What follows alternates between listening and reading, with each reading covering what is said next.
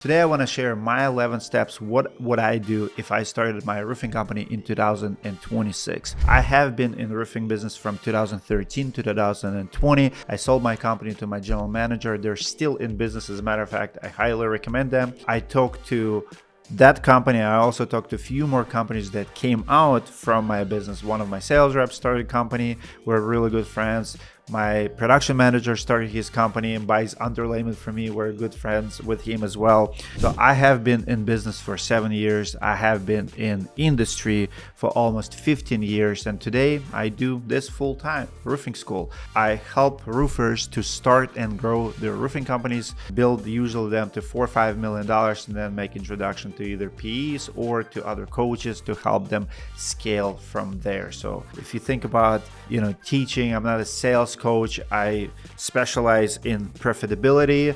I don't like losing money. I don't like focus on sales. It's not who is the biggest player, is who is the most profitable and the smartest player in a business. So if that's interests you, we actually have a course at the roofing school just for startups every single week. This year, we're going to be uploading videos there, focusing on the first year in the roofing business. Roofing industry gave me everything I have today. Very grateful and love making videos like this to give back. If this video brought any value to you, please subscribe, comment below, and let me know what you think. Even if you don't agree with me, I will reply. Now, here are my 11 steps. Number one, here's what I would do first. I would hire an assistant. I would hire someone to answer my phone calls, because in this business, your speed to lead is everything. My job would be sales, marketing, business development, follow up with the customers, but I know that marketing is the most expensive, and I know this business requires a lot of focus. When I'm with a customer, when I'm applying for the permit, when I'm busy on the job site, I cannot afford to lose a business. If my phone rings, someone needs to answer it. So your time, I believe, should focus on only 3 things: marketing, sales, and building relationship. And everything else you can delegate. And my first hire in all of my businesses always been a receptionist, and these days it's actually assistant, personal assistant. Step number 2, believe it or not, I would start a YouTube channel immediately. And the reason is because marketing is very, very expensive, and you have to own your own media. My first YouTube channel, fun fact, was at Storm Group Roofing, my roofing company. I actually started a roofing channel, a Roofing Insights YouTube channel 2 years in. So first it was roofing company, and pretty much all my businesses always have the YouTube channels. And the reason is very, very simple. You have to create organic content. Today, all attention is online. It's a social media. People need to see more of you. And if you really want to grow, I'm telling you, it's easiest and cheapest way. Facebook is still free. Instagram is free.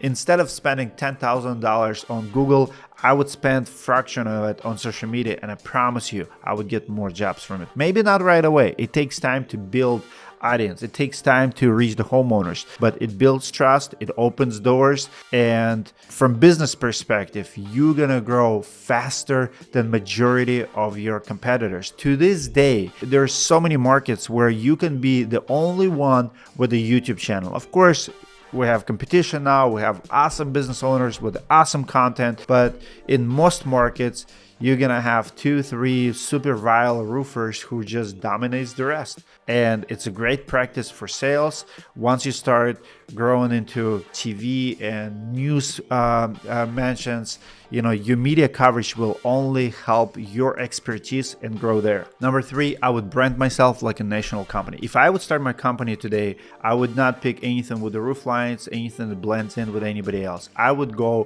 full speed, super brandy. Hello there. McQueen is here joining us. I would honestly go with the brightest colors possible. I would come up with the catchiest name. Maybe I would name it like McQueen Roofing Company after my cat. I think it's actually a good name. McQueen and Patch Roofing Company. Why not? So it gives you the story.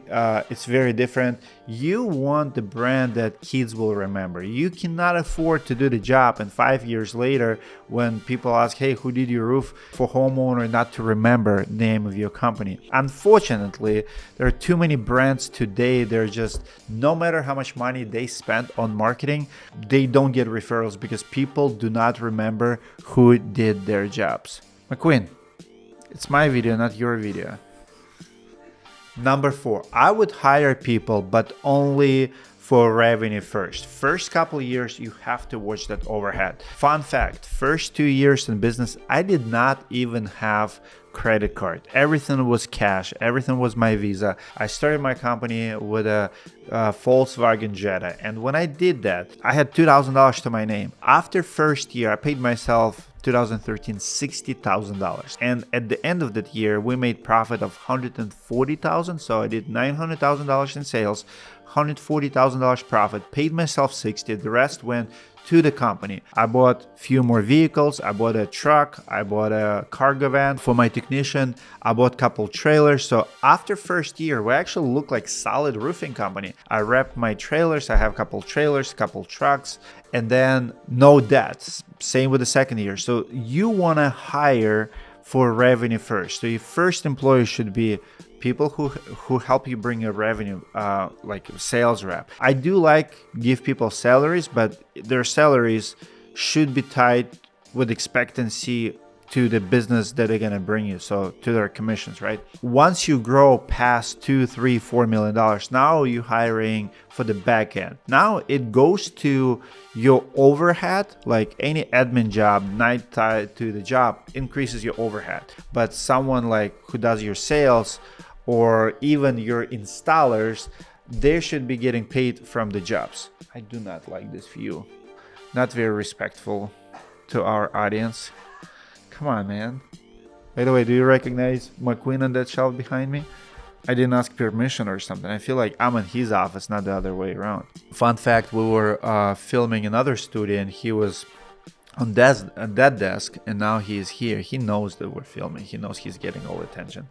So the way I hire people is revenue first. So first you're gonna hire salespeople. Second, you're gonna start hiring installers or service techs. You know, anybody who helps you to bring sales up. Maybe someone to help you marketing. I actually love marketing people because marketing person can help you with the Facebook ads, Google ads, create content. It also helps you with the revenue.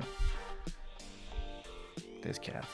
Number 5. I would be obsessed with the reviews. In all of my businesses, I always drive reviews up because you are only as big as you are big on the internet. If I would move to town and with a roofer who has like 300-400 reviews, I would make it my goal to bypass him by reviews. Actually, it's not very hard. Fun fact, on directory.com, when we were coming up with algorithm, how do you determine who is good, who is decent, how do you create algorithm to review the contractors? And reviews were number one thing. And to this day, I would argue that getting first 20 reviews is more important than 1 or 2 years in business, because you can be 10 years in business and don't even have 10 reviews. I don't understand it. For me, if you've been in business for 5 years, you should have hundreds of reviews. People do trust reviews, they convert more, and the faster you get to hundreds of reviews, the more trusted you're gonna be. So reviews are the most powerful growth tool, and you have to have a strategy. You have to go after them. I'll share a few more things why we do reviews and how to get them. But for directory contractors, if you have 20, I want to recommend you. And this is to this day one of my key factors how I look at the contractors, because if you're a good contractor, you're going to keep growing good reviews. If you're a bad contractor, you're probably going to start getting bad reviews sooner or later. Next one, own your customer data. I would not be relying on any single platform out there like AngelList, Thumbtack giving you leads. Companies like Directory who helps you to get more business because it's a recommendation, it's a badge, it's build trust, it's on your presentation a little bit different. And we don't even sell leads. We recommend you, you pay us 5% when you get a job. So this is not how we work, but I would not be putting all my eggs in one basket. I actually did that mistake early on with AngelList. At one point, like 90% of my business were coming from AngelList, and then when they got sold to Home Advisor, I lost it all. My revenue never went down because we just move to other things. But this day and time, you want to build your email list. You want to build your target audience, your referrals, your community, your assets, your text message list. Like, this is how you build a brand. You own your customer data, your addresses, you know where you operate, you own your neighborhood sometimes after the hail, or if you've done many jobs in certain area, people already trust you and you want to do more of it. So I would go all in on building my target avatars, if you will, like, knowing who your customer is, where he lives, and how to get more of them. That would be my number one job, not giving money to Google or Angels List and hoping that they will bring me jobs.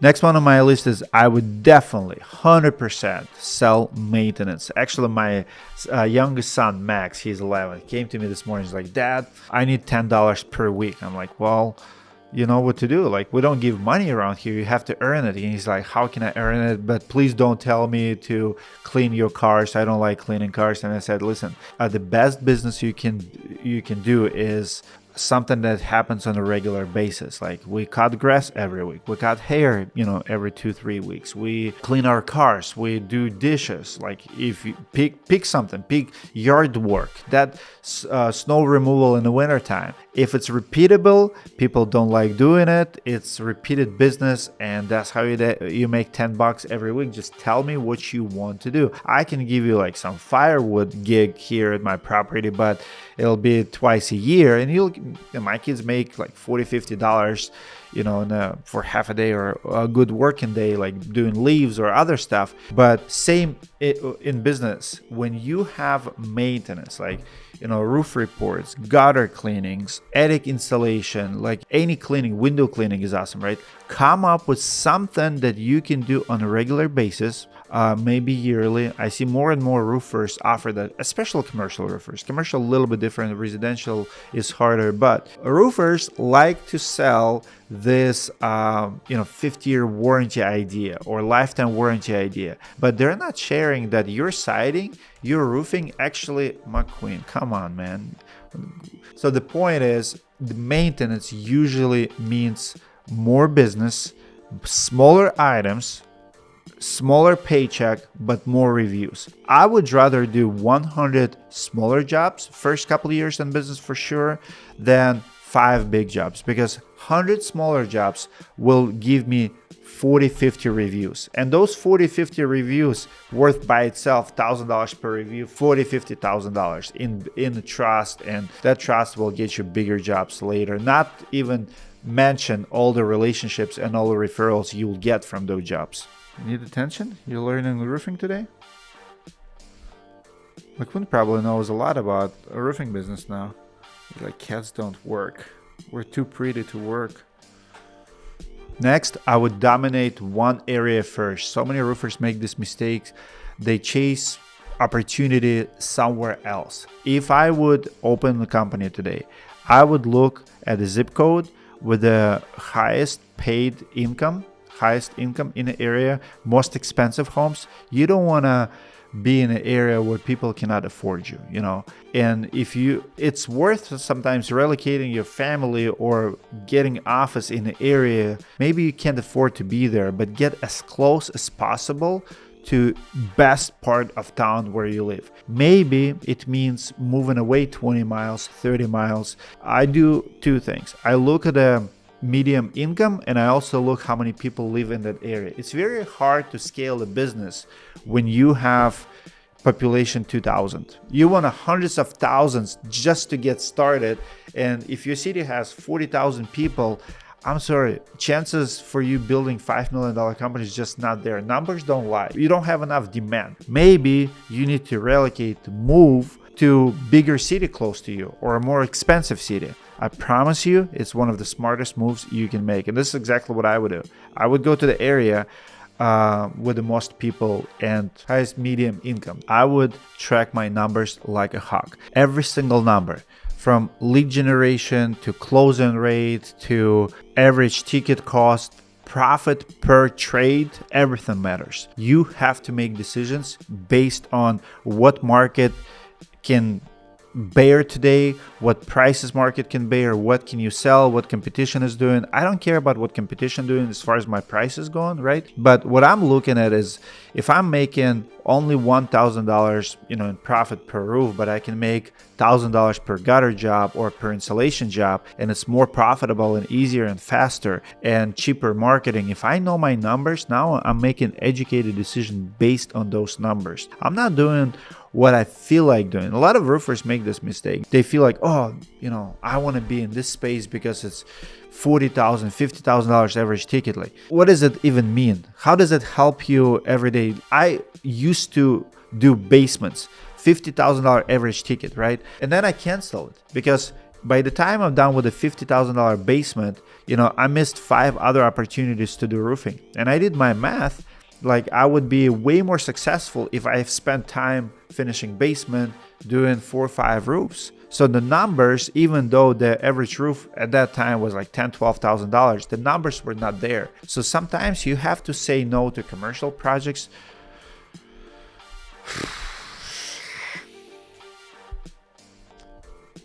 Thank you.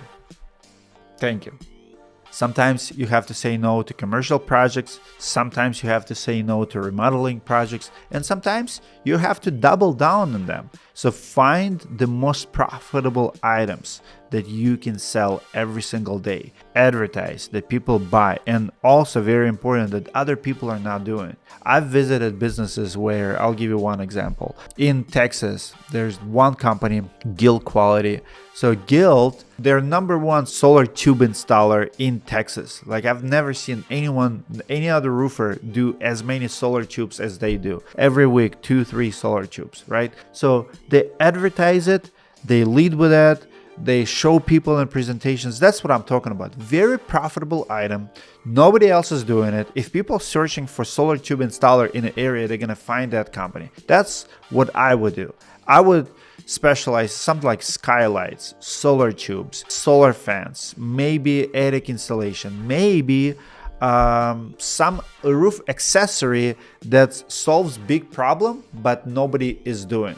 This cat today, unbelievable. Usually they're sleeping during the day, but today he's like, you know what? We're doing every single video together.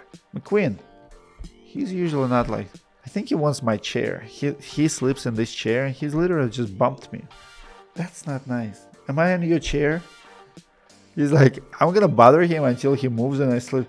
Yesterday he slept in the chair all day. That's what it is.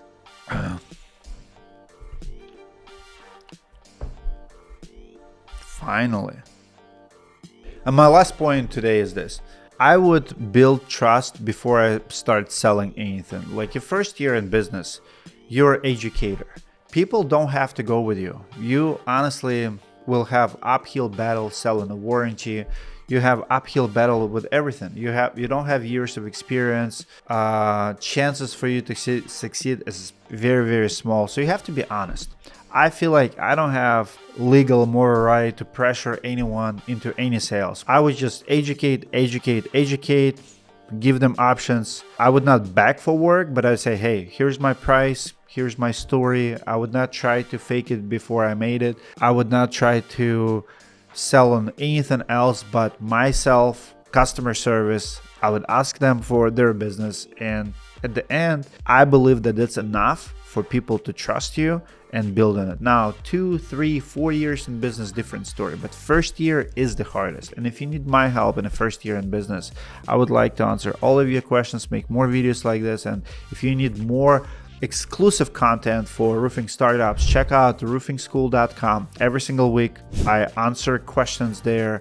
I do mentorship one-on-one calls, and I also upload school videos in a school just for first year business owners. I feel like you need a lot of help. There's a lot of information online, but you don't know who to trust anymore. So check out Roofing School, and I'll see you guys in the next video.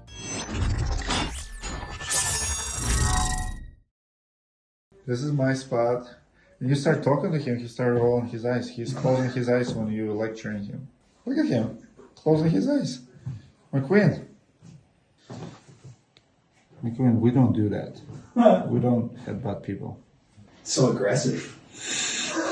Never been bullied by a cat before. He's just not here. Lee Hay couldn't beat you, but McQueen. McQueen.